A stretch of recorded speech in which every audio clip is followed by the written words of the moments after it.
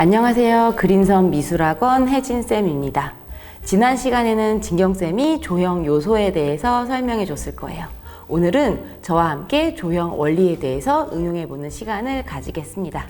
상대방에게 자신의 생각을 전달해야 되는 상황에서 대부분의 학생들이 글이나 말로 자신의 생각을 전하는 것에는 익숙하지만 시각 언어로만 전달해야 한다면 어떻게 전달해야 할지 막막할 것입니다.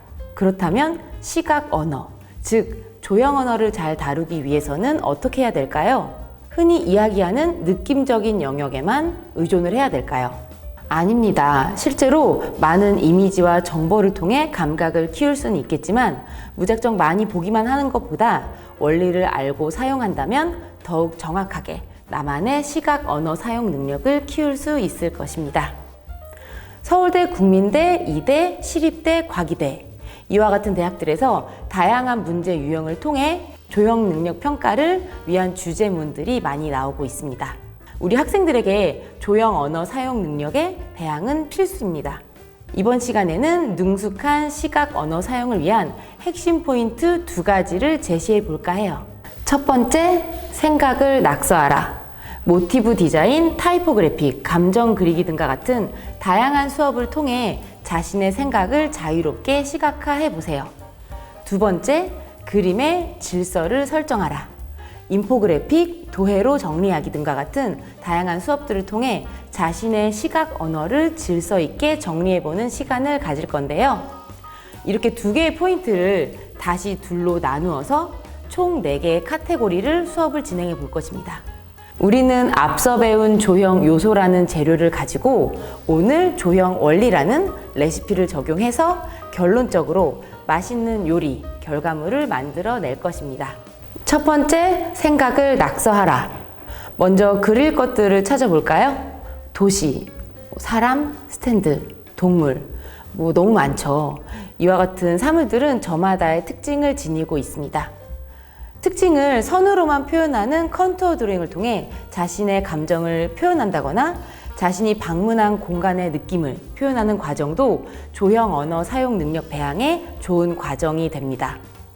지금 보시는 이미지는 괴짜 건축가로 유명한 프랑크 게리 설계 작품으로 압구정로에 위치한 루이비통 매종의 스케치입니다.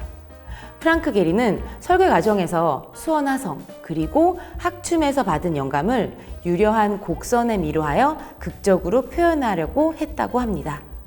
너무 궁금해서 저는 2019년에 이것을 개관했을 때 발빠르게 다녀왔습니다. 양옆으로 질비한 건물들이 모두 전형적인 네모난 빌딩들이어서 그런지 정말 눈에 확 들어왔어요. 대단하지 않나요? 저런 크로키가 진짜 저런 건축 작품이 되다니.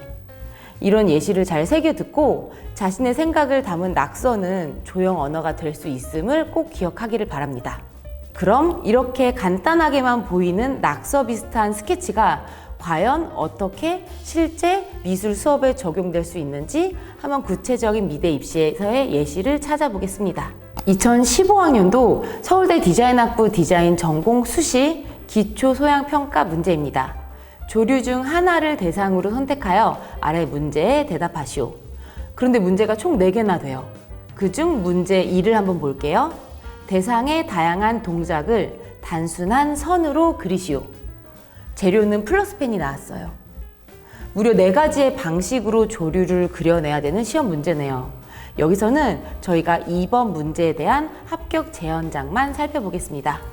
평소에 라인 드로잉, 크로키를 습관적으로 했던 학생들에게는 굉장히 쉬운 문제가 될 수도 있을 거예요. 자, 이제 더 이상 끄적이는 것들을 쓸모없다고 생각하지 않았으면 해요. 우리가 지금껏 수많은 시간 동안 멍을 때리며 학습지에, 노트에, 시험지에 끄적끄적 거렸던 것들 있죠? 단 그리는 대상을 조금 더 구체화시키고 깊이 있게 파고들면 우리의 실력은 낙서만 하더라도 이미 한 단계 올라가 있을 것입니다. 두 번째로 타이포그래피를 소개합니다.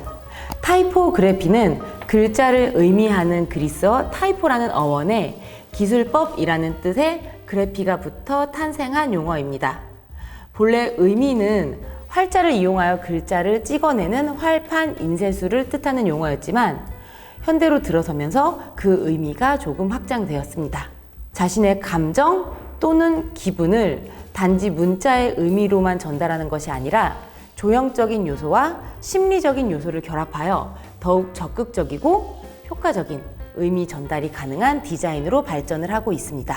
쉬운 예로 영상에서 사용되는 자막들이 있죠. 불타오르는 걸 나타내는 자막, 깜짝 놀라는 표현의 자막, 이런 것들이 있고, 여러분들이 좋아하시는 의류나 브랜드들의 네이밍도 잘 보면 섬세하게 디자인이 되어 있는 걸 알 수가 있어요.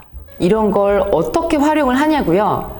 시각 디자인에서는 어쩌면 가장 근본이 되는 작업일 텐데, 미대 입시 파트에서는 지금까지 평면적인 것들은 시험에서 많이 배제가 되어 있었어요. 그런데 이게 2021학년도 미대 입시 변화에 한 획을 긋게 됩니다. 기출 문제를 한번 볼까요? 21학년도 서울대 정시 통합실기평가 고사 문제입니다. 문제가 2개가 나왔는데요. 그중 문제 2, A, B를 문자로 인식하여 사회적 거리두기라는 주제를 타이포그래피로 디자인하시오. 문제 A, B만을 사용하되 형태, 크기, 개수, 시점, 명암, 질감의 표현, 화면의 구성은 자유롭게 할 수 있다. 왜 서울대는 이런 문제를 냈을까요? 평면을 구성하는 조형 능력과 메시지 전달 능력, 이 2가지를 보기 위함이었다고 합니다. 어떻게 하냐고요? 거기 시험지에 다 써 있어요. 왜냐면 평가 항목들이 굉장히 중요하고 이걸 알아야 정확하게 그림을 그릴 수 있으니까요. 다음 예시로 제 수업에서 나왔던 학생작들을 보여드릴까 해요. 윤동주의 별에는 밤이라는 시에서 추출한 그 시어로 타이포그래피를 하되 입체화시키는 수업이었습니다. 학생들은 아이디어를 내라고 하면 우선 튀어야 된다고 생각을 해요. 그래서 첫 번째로 모음과 자음의 배치가 독특하거나 서체 디자인이 주는 느낌이 시와 맞닿거나 해야 하는 주관적인 해석에 치중을 하죠. 물론 개성도 중요한 평가 항목이지만 타이포그래피에서 중요한 평가 항목이라고 한다면 바로 가독성입니다. 예쁜데 잘 안 읽히면 안 되는 거예요. 심미성을 가지고 있으면서도 정확한 의미 전달력이 있어야 타이포그래피는 제 기능을 한다고 볼 수 있습니다. 세 번째로 인포그래픽을 소개할게요. 인포메이션과 그래픽이 합성된 단어로 시각 언어를 통해 정보, 지식, 이야기를 쉽고 빠르게 이해할 수 있도록 도움을 주는 이미지를 말합니다. 정보적 약자라 일컬어지는 사람들도 쉽게 이해할 수 있게 텍스트의 의존도를 낮추고 시각 언어의 의존도를 높게 하여서 이해도를 높이고 다양한 국적의 사람들과도 소통이 가능할 수 있도록 이야기를 전달할 수가 있습니다. 그림 문자 아이콘도 여기에 해당이 될 거고요.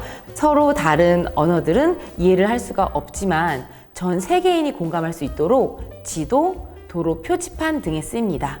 우리가 SNS에서 늘 보는 좋아요, 싫어요, 하트 버튼들도 여기에 포함이 되겠죠? 자, 그럼 이제 기출 문제를 살펴볼까요? 서울대 디자인학부 디자인 전공 수시 통합실기평가 문제입니다. 인류는 손으로 물질을 인식하고 의사를 전달하며 도구를 사용해 왔다. 인류 진화의 비밀은 손에 있다. 문제 1은 위의 글을 참고하여 손에 착용할 수 있는 무엇을 디자인하고 착용된 모습을 손과 함께 그리시오였습니다. 문제 2는 문제 1에 디자인의 영감을 준 발상의 출발점을 그리시오. 평가 기준을 보면 공통으로 창의력 및 상상력을 보지만 문제 1은 발상 및 조형 디자인 능력, 문제 2는 시각적 표현 및 의미 전달 능력을 본다고 제시가 되어 있습니다. 첫 번째 이미지를 한번 볼까요? 이 학생은 제가 미술 시작 때부터 가르쳤던 서울대 합격생 성우 학생 재현작입니다. 문제 1에서 성우 학생은 전문가의 손기술을 기억해서 독학생에게 전달하는 장갑을 그렸어요. 그림을 배우거나 기타, 바이올린을 배울 때 책 그림만으로는 어렵다. 하지만 우측 중앙을 보면 책상에 앉은 학생이 책을 보며 땀 흘리고 있는 게 그려져 있거든요. 근데 그걸 보고 저도 알았어요. 이 해석을. 그리고 문제 2에서 어떻게 그런 생각을 떠올렸는지 그런 것에 대해서 잘 설명을 그려줬네요. 옛날 옛적 저 먼 시대는 흑백 처리가 되어 있어요.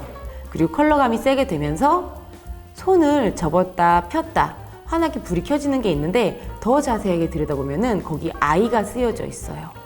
불이 켜져서 시야를 확보를 하고 원하는 정보를 찾을 수 있다. 뭐 그런 뜻으로 이해가 됩니다. 다른 수업작을 예시로 한번 보여드릴게요. 이 이미지를 보고 5글자로 한번 얘기해 볼까요? 하나, 둘, 셋. 딸기 케이크. 설마 이걸 다르게 말하는 사람이 또 있을까요? 여러분, 이게 바로 인포그래픽의 힘입니다. 여기서 알 수 있는 거는 인포그래픽은 모두가 쉽게 알아볼 수 있도록 그려야 한다는 것입니다.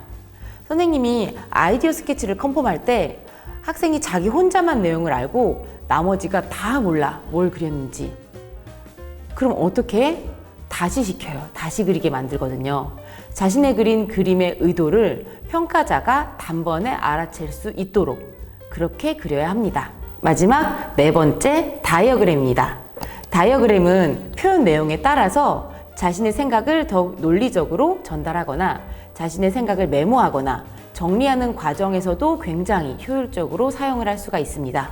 미술뿐만이 아니고 회의할 때, 노트 필기할 때도 굉장히 좋게 사용을 할 수가 있어요. 아까 언급했던 서울대 출제 문제에서도 마인드맵이라는 구체적인 언급이 있었어요. 문제 4에서 대상을 중심으로 위의 문제 해결 과정을 마인드맵으로 만드시오. 그리고 사고력과 문제 해결 능력을 평가 항목으로 제시했습니다. 우리 초등학교 때부터 배운 거 아니에요? 이 마인드맵? 이게 생각을 펼칠 때 굉장히 유용하게 사용을 할 수가 있어요. 그리고 덧붙이자면 그냥 마인드맵을 할 때 나열만 할 것이 아니고 그 안에서도 강조가 될 것은 정확하게 강조해주고 각각의 갈래들이 명확하게 딱딱 구분지어서 뻗어나갈 수 있게 만들어줘야 합니다. 그리고 다른 문제도 한번 살펴볼게요. 서울대 디자인학부 통합실기평가에서도 문제 2에서 설명문으로 구성된 정보들을 기능적이면서 심미적으로 표현하라고 출제되었습니다. 공터 사진을 주고 무엇을 디자인을 해야 하는데 그 무엇을 만드는 목적을 이미지로 설명해 보라고 했죠. 평가 항목은 시각화 능력, 화면 구성 능력, 색채 표현 능력 등이 있었습니다. 첫 번째 그림을 같이 볼까요? 첫 번째 그림은 광장 안티 프랜차이즈에 대해서 설명을 하고 있어요. 두 번째 그림은 다목적 친환경 농업 연구 공간에 대한 설명이에요. 선생님도 여러분처럼 합격 재현작을 봤잖아요. 그럼 먼저 분석을 해요. 이 친구가 어떤 그림을 그렸는지. 그리고 실제 합격한 학생의 의도를 나중에 설명을 들어. 근데 내가 정말 찰떡같이 맞게 해석을 했어. 그럼 선생님이 잘했다는 게 아니고 그 학생이 이 어려운 내용을 가지고 너무나 잘 정리를 했구나. 이렇게 알 수가 있는 거예요.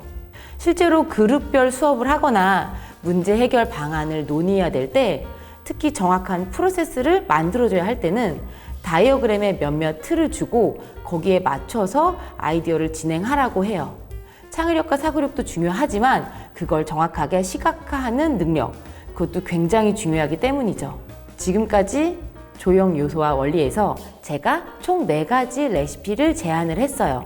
그럼 다음 시간에는 이 조형 원리들을 가지고 풀어볼 수 있는 개념 체크와 심화 문제를 함께 풀어보도록 하겠습니다. 그럼 안녕!